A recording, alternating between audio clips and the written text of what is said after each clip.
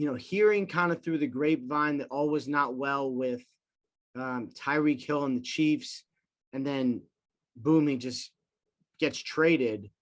Like that was probably the most wild, right? Because there have been no whispers of anything.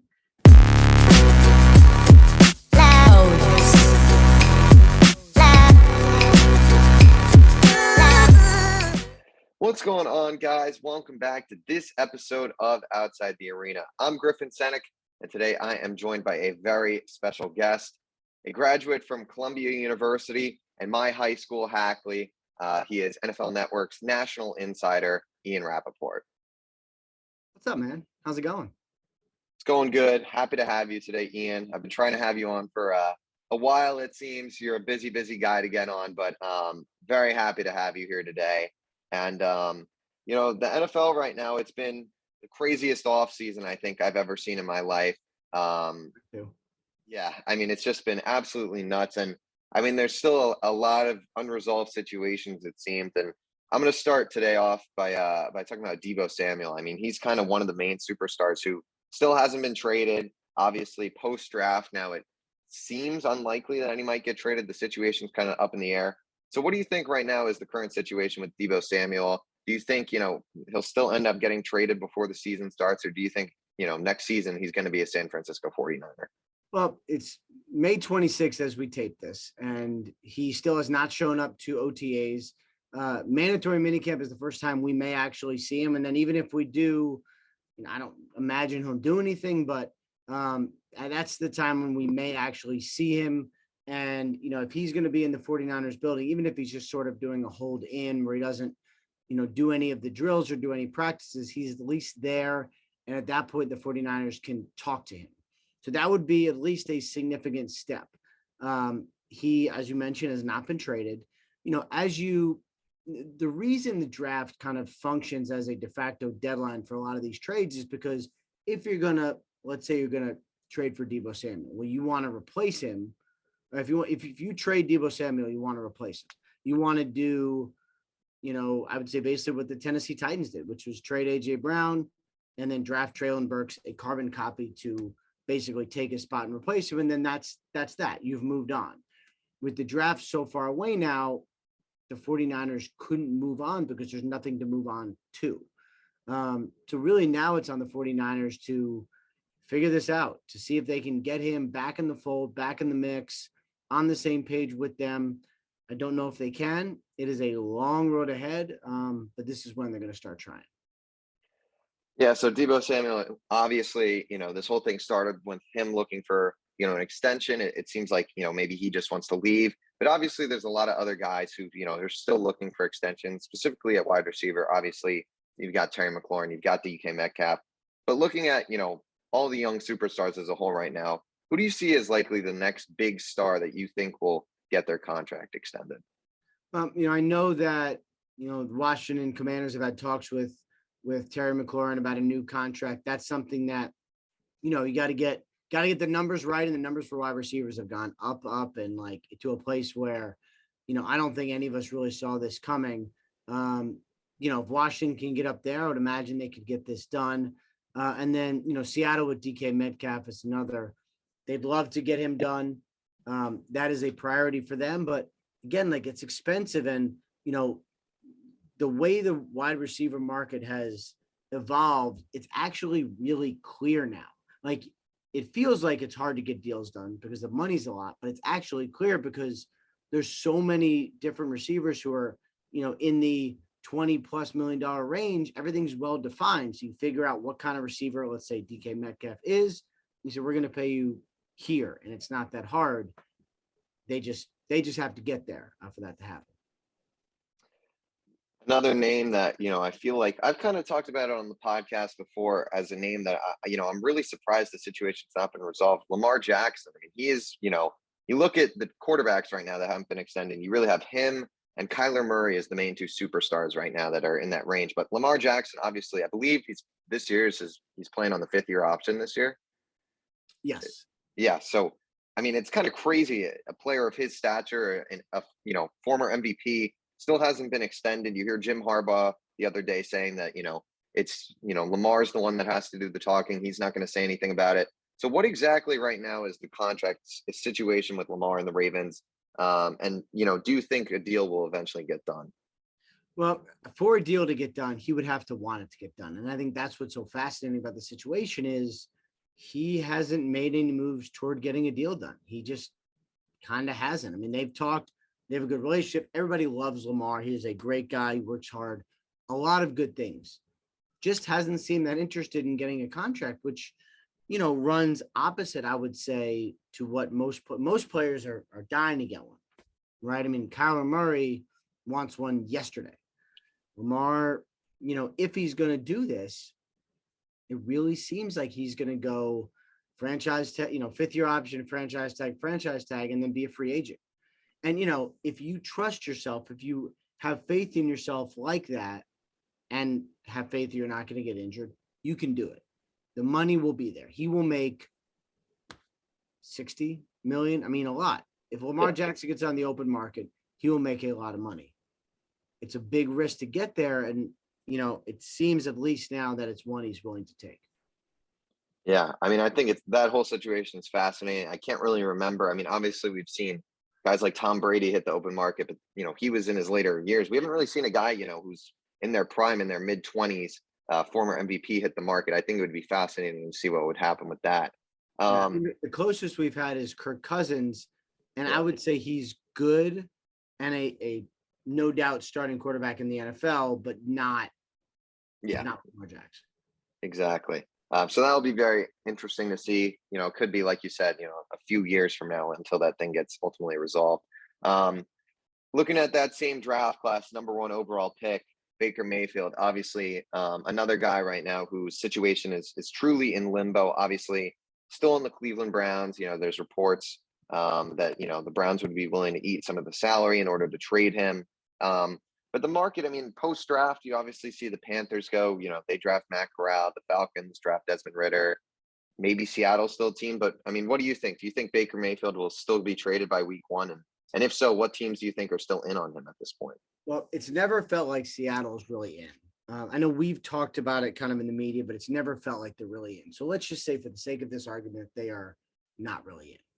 That really leaves the Panthers as a starting opportunity. I mean, if you're the Falcons, you got Marcus Mariota and you got Desmond Ridder. I mean, that's probably what it's going to be. It's really just the Carolina Panthers where you have Sam Darnold and who knows. And, if Darnold comes out, let's say during OTAs and picking up the system, looking great, like you may not need to do it. If Darnold is not great, then maybe the Panthers say, all right, we're going to up our offer. We got to get this done. Maybe it gets done. What's going to be kind of the wild card here is Deshaun Watson's possible suspension. If he gets suspended, we don't know now if he's going to, but if he gets suspended, let's say he gets 8 games. Isn't Baker Mayfield the best quarterback for the Cleveland Browns over those 8 games? And I know it'd be hard for him. He would have to swallow a lot of pride. They'd have to make nice. There'd be a lot that would have to happen, a lot, but it gives them the best chance to win. And if you're Baker, you want to create value for yourself, starting the Browns off 6-2, that gives your career a little boost. Definitely. I think that situation is, I'm very curious to see that, especially post-draft. I mean, I thought one of those teams would trade for him. So I think, it's kind of crazy. I mean, this guy, looking back to a few years ago when the Cleveland Browns obviously made the playoffs, beat Pittsburgh in the playoffs, it seemed like he was the franchise guy. And then all of a sudden, I mean, a complete 180. It's crazy how the NFL really works. And I mean, that kind of transitions to my next question. I mean, this offseason, we saw a lot of that craziness. Obviously, I don't even, it's hard to list it all off, really. I mean, you've probably been as busy as you've ever been. So, in your opinion, I mean, what do you think was the most truly shocking move that was made this offseason? It's hard to say because, some of them I see coming, some I don't like. I think most people would probably say the Devontae Adams trade. I probably knew about that it was potentially happening for a couple of weeks before it happened. So that wasn't surprising. hearing kind of through the grapevine that all was not well with Tyreek Hill and the Chiefs, and then boom, he just gets traded. Like that was probably the most wild, right? Because there have been no whispers of anything. I find out that morning that he got traded. I find out that they've been in talks with two teams, and he really wants out because of the contract, and he wants to go to Miami. And I'm like, I can't believe this. And when I tweeted it, everybody went crazy. But that was, to me, that was probably the most shocking. But there's been some shocks. This was quite an offseason. Yeah, it really was. I think for me, if I had to say, it would be the Deshaun Watson one for me was crazy because my dad's from Ohio, so he's a big Browns fan, and you hear the day before that the Browns are out. It looks like the Browns are going to be a total mess because Baker Which wanted a was trade request. true. Yeah, and then so I'm on the golf course. I'm in Florida playing golf, and I look at my phone and I see your tweet, and it's like Deshaun Watson is going to the Cleveland Browns, and it's just like I had to like check the account. I was like, is this fake? I mean, it was just like it just made absolutely no sense, and the contract was crazy. Everything about it was just insane. I mean, absolutely insane. Yeah, and the Browns, the way that happened was basically like you said. I mean, he eliminated the day before. I think he felt like kind of compelled to start eliminating teams. So he's like, I'll just eliminate the Browns because who wants to go to Cleveland? And then he took a look at the situation, like actually on their roster, and was like, they got a good team. They got a good offensive line. They got good weapons. They needed to upgrade the receiving corps, but then they got Amari Cooper. I mean, they got a good defense. They got good young DBs. They got two good pass rushers. That's a good team. Yeah. And, I think the problem with, the Falcons roster's kind of down. Saints, salary cap issues. Roster's good, but salary cap issues. Panthers, coaching situation a little bit in flux. Not a great roster. Browns made sense. I know a lot of talk has been about the contract and all that, which is fine. It's all true. He made a really good football decision picking them.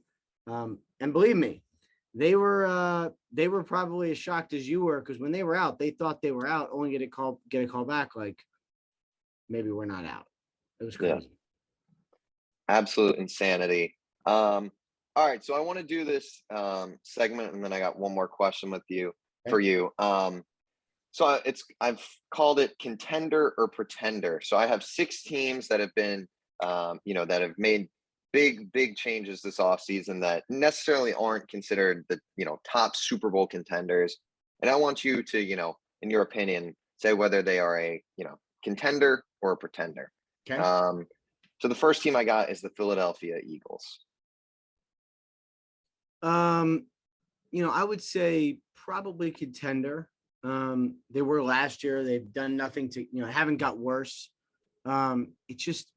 It's can the quarterback do it again? I mean, if Jalen Hurts is what he was last year, they're in business.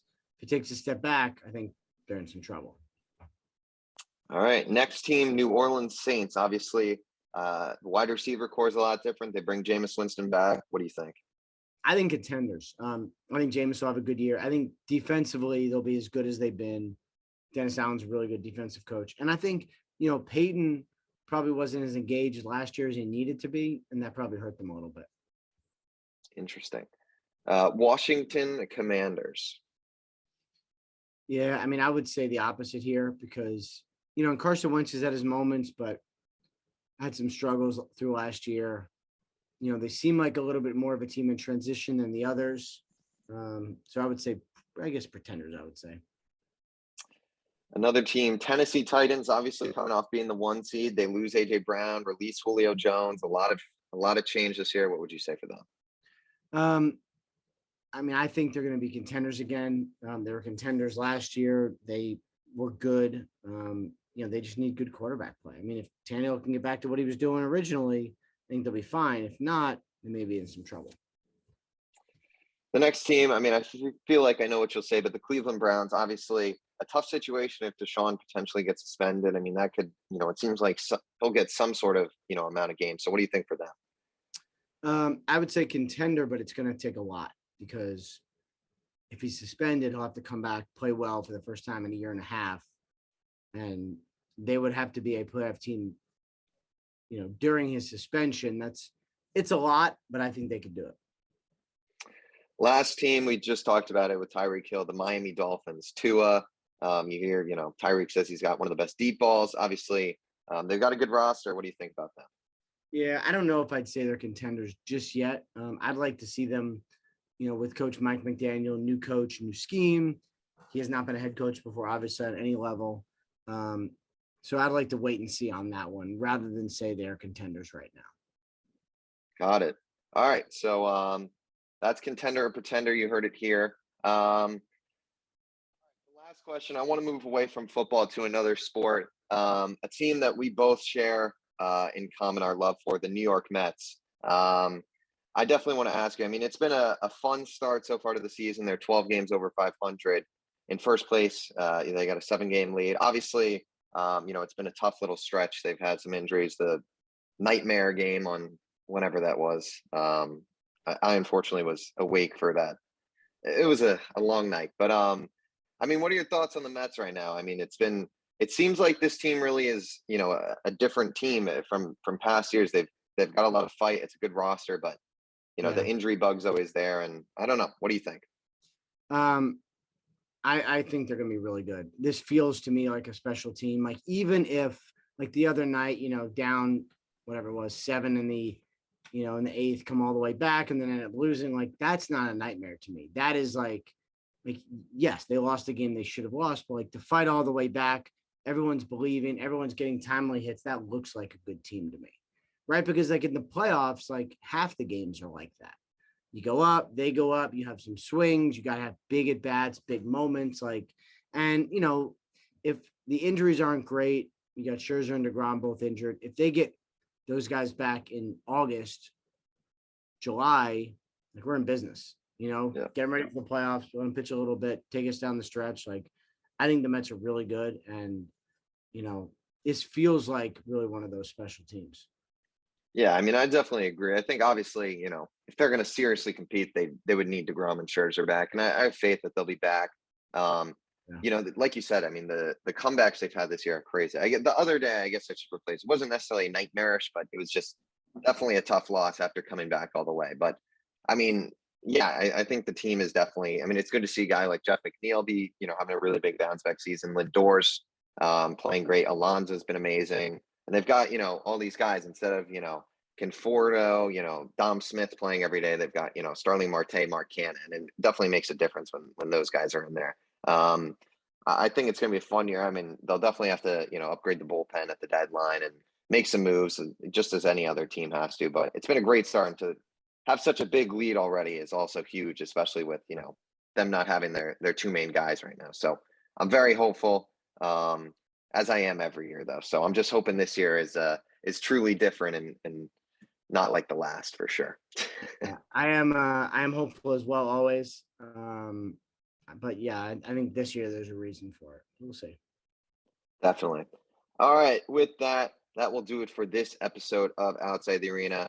Thank you so much for joining me today, Ian. I will link all of your socials below, but I'm sure everyone watching this basically follows them by now.